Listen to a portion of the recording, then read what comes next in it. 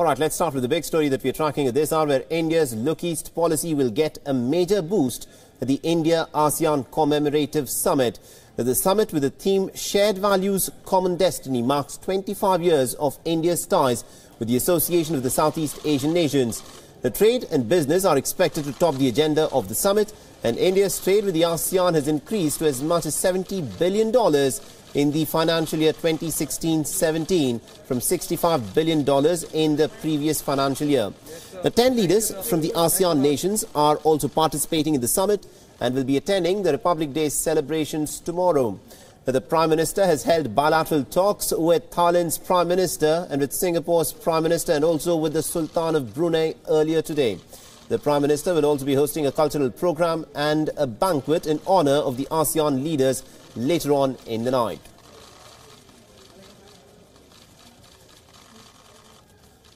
Right now, these are live visuals of the dignitaries arriving at the Rashtrapati Bhavan in New Delhi. We expect 10 leaders of the ASEAN states to be the chief guests of the Republic Day parade tomorrow. And what we now see on the screens is the Indonesian Premier, who is being greeted by President Ramnath Kovind at this commemorative summit of the ASEAN nations. India and ASEAN, of course, go a long way back. You can also see the Indonesian Premier there being greeted by India's Prime Minister Narendra Modi and also India's Vice President Venkaiah Naidu, also present at this ceremony. And apart from this, we expect a total of the 10 premiers who are going to be the chief guests for tomorrow's Republic Day parade, who will be arriving at the Rashtrapati Bhavan. Now, Prime Minister of India Narendra Modi will be holding bilateral talks with quite a few of these leaders who are in India. And what we are seeing on the screens is the Prime Minister of Thailand, who is making his way up the steps at the Raisina Hill. So it is Prayut Chan-o-cha, the Prime Minister of Thailand. He's been the Prime Minister since 2014, and he, of course, will be one of the key chief guests at the Republic Day parade tomorrow.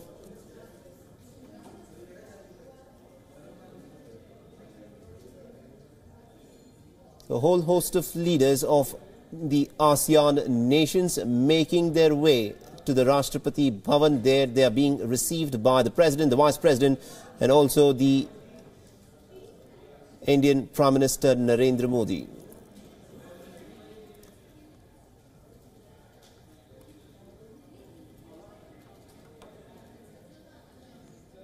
So that is the Thai Prime Minister and his wife being greeted by the President, the Vice President, and also the Prime Minister of India there.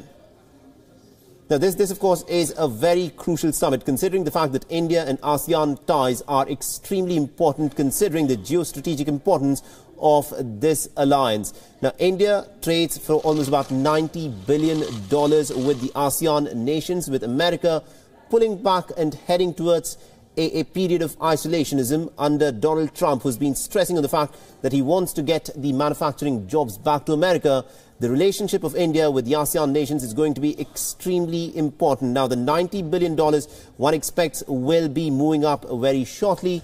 And what we are witnessing is an unprecedented sort of an event where 10 heads of states of the 10 ASEAN nations are in India on the invitation of Prime Minister Narendra Modi. This, of course, is a commemorative summit, and we expect them to be the chief guests of the Republic Day parade tomorrow morning.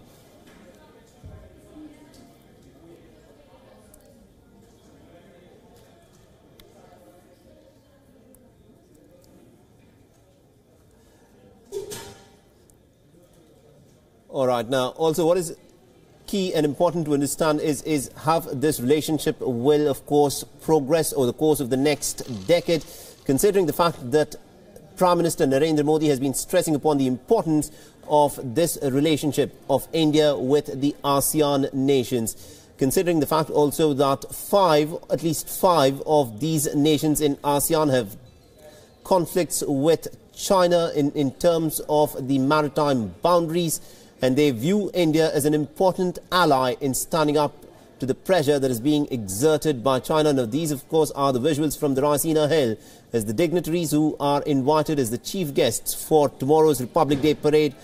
The heads of the ASEAN states, they are being hosted by President Ramnath Kovind, Vice President Venkaiah Naidu, and we also have Prime Minister Narendra Modi, who is also present at the Raisina Hill at this point of time. These are live visuals which we are getting from the Rashtrapati Bhavan.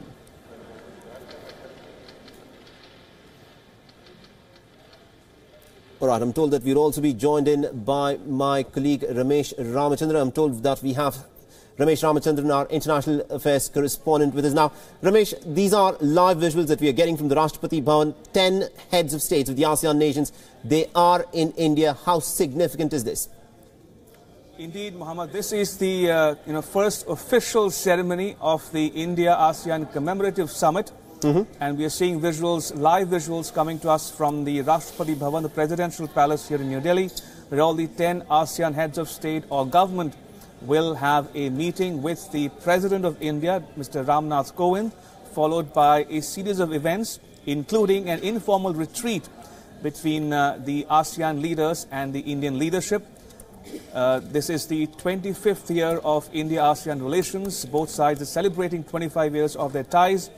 And while they look back at the 25 years gone by, they're also looking at the next 25 in terms of cooperation in maritime security, in people-to-people ties, in connectivity, trade, investments, culture, tourism, and building on the convergences, the rich civilizational, cultural ties that already exist between India and the Southeast Asian countries, including but not limited to Buddhism and the Ramayana. Absolutely, indeed, Ramesh. Now, this of course, is historic. The 10 heads of states will be present as the chief guests tomorrow. Now, considering the fact that Prime Minister Narendra Modi has been stressing on the importance of India's relationship diplomatically in terms of defense and also in terms of people-to-people contact with the Asians of Southeast Asia, what can we expect in terms of the 10 leaders of their respective governments being present as the chief guests tomorrow? How symbolic is this? Indeed, Mohammed, high on symbolism, but very high on substance as well. Remember, there are two key catchphrases which have been used in recent times. One is the phrase Act East. Right. Now, Act East policy is India's policy of engaging with the ASEAN countries, the 10 ASEAN countries which are located in Southeast Asia, and some of whom border Indian territory as well. That's number one. The second catchphrase is the Indo-Pacific, which has gained currency of late, especially in light of the American rebalance or pivot to Asia. And there in the Indo-Pacific region, India wants to play a more influential role and become a net provider of security in the Indo-Pacific region, which, as the name suggests, is the confluence of two oceans, the Indian Ocean and the Pacific Ocean. And to that extent, India will seek to strengthen maritime security cooperation with a host of these ASEAN countries, including but not limited to Vietnam and Malaysia and Thailand. Thailand in particular looks forward to having more intensified cooperation with India in terms of maritime security, because Thailand ambassador himself has told WION in so many words that Thailand has neglected maritime security dimension of the relationship, and it looks to India for support in the near future. Absolutely, indeed. And we just saw the visuals of Aung San Suu Kyi, the leader from Myanmar, who is presently in India. And considering the importance of this visit in the context of the Rohingya crisis, there are a number of Rohingyas who are present in India as well. Can we expect some sort of talks in terms of resolution of the Rohingya conflict in Myanmar, Ramesh? The repatriation of the Rohingya refugees who are now living in Bangladesh, especially in the Cox's Bazar area of Bangladesh, bordering the Naf River that separates Myanmar from Bangladesh. Already almost 900,000, a million refugees are living inside Bangladesh, and that number is still going up as we speak. It was to begin, the repatriation was to begin on the 23rd of this month, but it's been postponed indefinitely because of outstanding differences between Bangladesh and Myanmar on the procedures, the modalities of the repatriation. But that said, we've already seen Prime Minister Modi hold talks with a host of these ASEAN countries, including Myanmar. But we are given to understand that this issue did not figure at that greater length as one would have expected it to figure, the Rohingya issue. But India is seized of the matter and is working with both Bangladesh and Myanmar to ensure the safe return of the Rohingya refugees back to where they come from.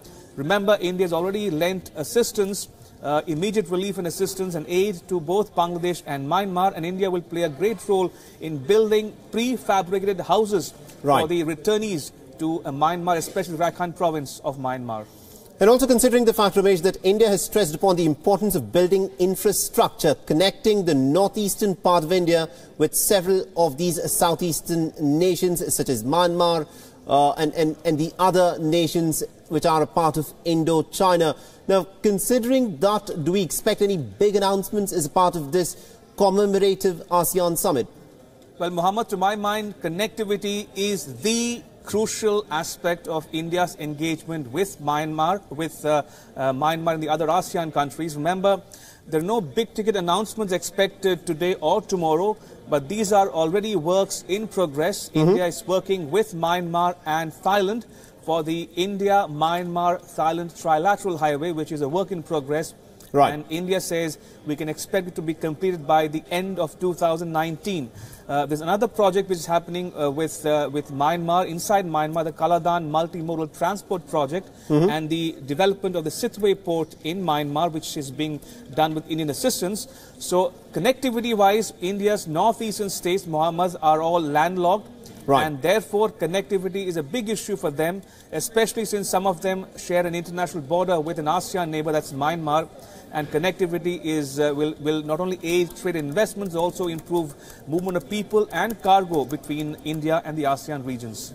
Absolutely, indeed. And the other big issue, of course, Ramesh, is that the ASEAN nations have been increasingly under pressure from a belligerent China, which seeks to increase its sphere of influence in the South China Sea. Can we expect some sort of defense ties building up between India and nations such as Vietnam?